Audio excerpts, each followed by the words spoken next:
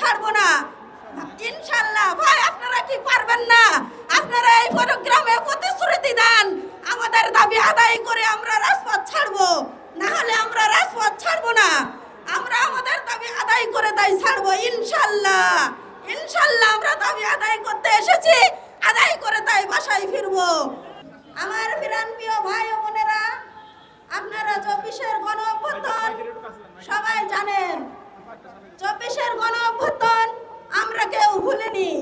আমরা 24-এর জুলাইয়ের কথা রক্তের দাম আমরা এখনো দিতে পারিনি, কিন্তু আমাদের সরকার কিভাবে ভুলে গেছে আমাদের শহীদদের ভাইদের কথা। আপনারা নিশ্চয়ই জানেন যে আমাদের 24-এর গণ অভ্যুত্থানে হাজার হাজার ভাই ও বোনেরা শহীদ হয়েছে, জীবন দিয়েছে।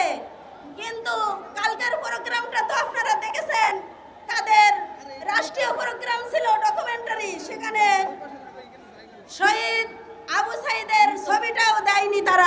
তারা ভুল স্বীকার করেছে, কিন্তু ভুল স্বীকার করলে কি হবে ভাই? তারা বারবার ভুল স্বীকার করবে, তারা প্রতিশ্রুতি দিবে কিন্তু প্রতিশ্রুতি রাখবে না। তারা ভোটের আগে আমাদের প্রতিশ্রুতি দিয়েছিল আপনাদের বিদ্যুৎ দেব, আপনাদের গ্যাস দেব, আপনাদের জ্বালানি সংকট নিরসন করব, কিন্তু তারা কি পেরেছে? তারা পারে নাই। তারা আরো আমাদের দফায় দফায় বিদ্যুতের দাম বৃদ্ধি করছে। আমরা শ্রমিক, আমরা দফায় দফায় বিদ্যুতের দাম বৃদ্ধিতে ক্ষতিগ্রস্ত হচ্ছি, আমরা দিতে পারছি না। আমাদের শ্রমিক মা ও বোনেরা আমার কাছে আসে আর বলে, আফা আজকে আমার রান্না হয়নি, আমার চুলায় আজকে পাতিল ওঠে নাই, আমার বাচ্চার মুখে আজ আমরা দুই মুঠা ভাত আমরা উঠে দিতে পারি নাই। আজ এই গ্যাস সংকটে আমার মা বোনেরা অস্থির।